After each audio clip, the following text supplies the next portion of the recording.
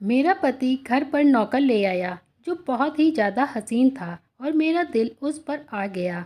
एक रात पति घर पर ना था और मैं नौकर के कमरे में चली गई। जैसे ही नौकर के साथ सोने लगी तो नौकर ने ऐसा काम कर दिया जिसे देखकर मेरी रूह कांप गई, क्योंकि नौकर तो नौजवान और बहुत ही खूबसूरत था जिसे मेरा पति कुछ देर पहले ही लेकर आया था।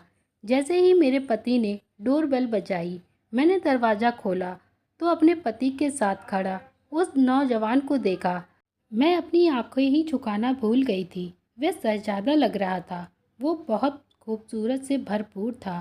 तो यह देखकर मैं भूल गई थी कि उसके बराबर में मेरा बेहुदा पति भी खड़ा है। मेरे पति ने मुझे बाजू से हिलाया तो मैं चौंक गई। कहने लगा, क्या हुआ? पीछे हटो, अभय को अंदर आने दो।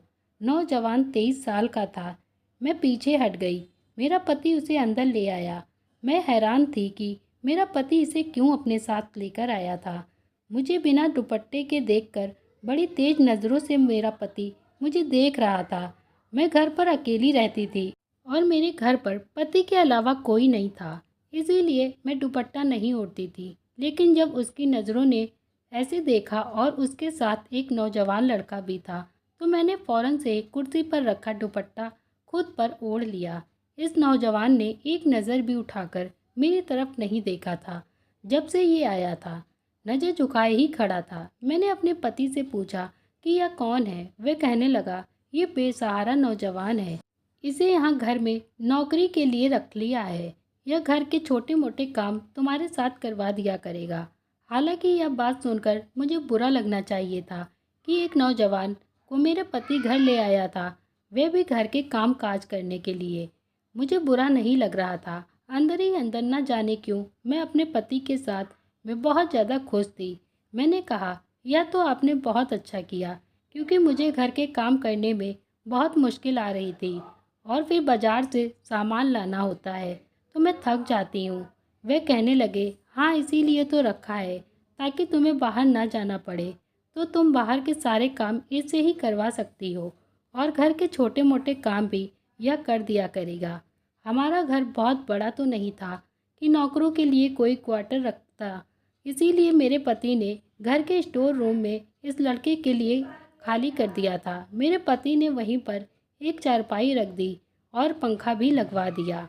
मुझसे कहने लगा कि जब कोई काम ना हो तो इसे घर में ज़्यादा घूमने फिरने मत देना, यह कहना कि स्टोर रूम में ही रहा करो। मैंने कहा, ठीक है। न जाने क्यों मेरे अंदर एक अजीब सी खुशी थी। मुझे पूरी रात को नींद नहीं आई थी। लाइट बंद कर दी। उस नौजवान का चेहरा मेरी आंखों के सामने आने लगा। न जाने क्यों लेकिन मेरा दिल यह चाह रहा था कि जल्दी से सुबह हो जाए और मेरा पति अपने काम पर चला जाए। मैं इस नौकर को जी भर कर देखूं, जिसकी एक झलक ने मुझे दीवाना सा कर दिया था। इतना नूर तो मैंने आज तक किसी लड़के के चेहरे पर नहीं देखा था। सुबह हुई, मैंने अपने पति के लिए नाश्ता बनाया और हम दोनों ने नाश्ता किया। वो नौकर भी मेरे साथ काम कर रहा था। मैं बार बार उसको देख रही थी। फिर मेरे पति अपने ऑफिस चले गए। मैं और अभय घर में ही थे। फिर मैंने अभय से उसके बारे में पूछना शुरू कर दिया और उससे जी भर कर देख रही थी। अभय मुझे बहुत अजीब सी नज़रों से देख रहा था। मैंने अभय से सवाल किया तो अभय ने मुझे घुमा घुमा के थोड़े बहुत जवाब दिए, जैसे वो मुझसे कुछ छुपा रहा हो। फिर ऐसे ही चलता रहा। अभय के पास जाने की मैं बहुत कोशिश करती थी, मगर वो कभी भी मेरे साथ कोई गलत चीज़ नहीं करता और दूर ही रहता था। मुझे बहुत बुरा लगा कि मैं इतनी खूबसूरत हूँ और इसके पीछे पीछे भागती हूँ, लेकिन यह कि मुझे देखता तक नहीं है। एक दिन मैंने देखा कि अभय किसी से फ़ोन पे बहुत हंस हंस के बातें कर रहा था, तो मैंने उसके पास जाकर उससे पूछा, तुम किससे इतना हंस हंस के बात कर रहे हो? वो बहुत घबरा गया और बोला, मैडम किसी से नहीं, एक दोस्त था। मगर मुझे बहुत अजीब सा लग रहा था। फिर अभय घर का काम करने लगा और फिर शाम को मेरे पति घर आए। हम दोनों ने मिलकर खाना खाया और रात हो गई। मेरी तबीयत बिगड़ी सी लग रही थी। मुझे नींद नहीं आ रही थी। फिर मैं किचन में गई पानी पीने, तो मैंने देखा अभय किसी से फ़ोन पे बात कर रहा है। मैं तुरंत कान लगाकर खड़ी हो गई। फिर मैंने जो सुना उससे मेरे पैरों तले ज़मीन निकल गई। वो किसी लड़की से बात कर रहा था। मुझे बहुत गुस्सा आया। मैं अपने कमरे में चली गई और फिर सुबह होते ही मैंने अभय पे बहुत गुस्सा किया और उसे बहुत डांटा। मैंने उससे पूछा, किससे बात कर रहे थे? तुम सच सच बताओ। उसने मुझे बताया कि मैं एक लड़की से प्यार करता हूँ, उसी से बात कर रहा था। मेरा खून जल के राख हो गया जब मैंने यह बात सुनी और मैंने ठान लिया कि अभय को तो मैं अपना बनाकर ही रहूँगी। एक दिन मेरे पति को ऑफिस के काम से 4 दिन के लिए बाहर जाना था। वो रात को ही चले गए थे। मैंने सोचा कि आज मैं अपना काम करूँगी। अब मैं और अभय घर में अकेले थे। रात में अभय सो रहा था। मैं उसके कमरे में गई और उसके साथ लेट गई।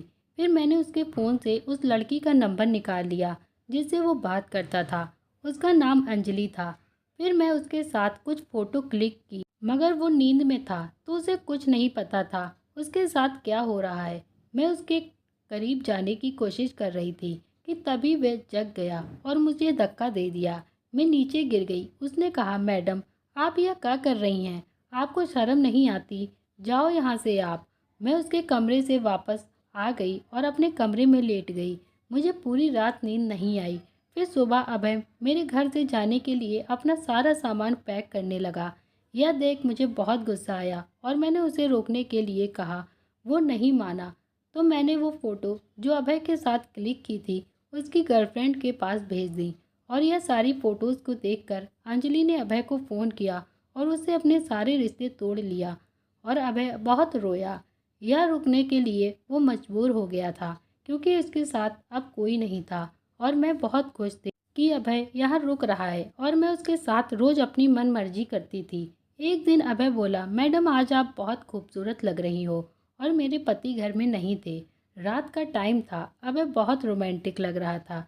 मैं भी बहुत खुश थी कि अभय मेरे साथ रिश्ता बनाने के लिए तैयार था।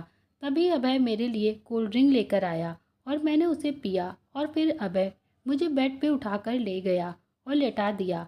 फिर पता नहीं क्यों मेरी आंखों में नींद आ गई और मेरी आंखें बंद हो गईं। और फिर उसके बाद क्या हुआ मुझे कुछ नहीं पता था। मैं अभय के साथ लेटी थी, इतना याद है। और फिर अभय ने भी वही किया जो मैंने उसके साथ किया। उसने भी मेरी कुछ फ़ोटो क्लिक करी और मेरी बातें रिकॉर्ड की। उसके बाद मेरे पति जब आए उसने सारे सबूत उनको दिखा दिया। और फिर मेरे पति ने मुझे बहुत बुरा भला कहा और मुझे सारे रिश्ते तोड़ दिए, मुझे तलाक दे दिया। मेरी पूरी ज़िंदगी बर्बाद हो गई। अब मैं अकेली रहती हूँ। उस दिन मुझे एहसास हो गया, अगर हम किसी के साथ कुछ गलत करते हैं तो दूसरे दिन हमारे साथ भी गलत होता है। कभी किसी के साथ गलत करके हम खुश नहीं रह सकते और अपनी मनमर्जी के लिए कभी किसी का रिश्ता नहीं बिगाड़ सकते। अभय आज अंजलि को सारा सच बता दिया और आज अभय अच्छी ज़िंदगी जी रहा है अंजलि के साथ। इन सब में जितना भी नुकसान होना था वो मेरा ही हुआ। आप अगर किसी के लिए कुछ गलत करते हैं तो सबसे पहले आपके साथ गलत होगा। दोस्तों उम्मीद करती हूँ अगर आज की कहानी आपको पसंद आए तो प्लीज़ चैनल को लाइक शेयर सब्सक्राइब जरूर करना। Thank you.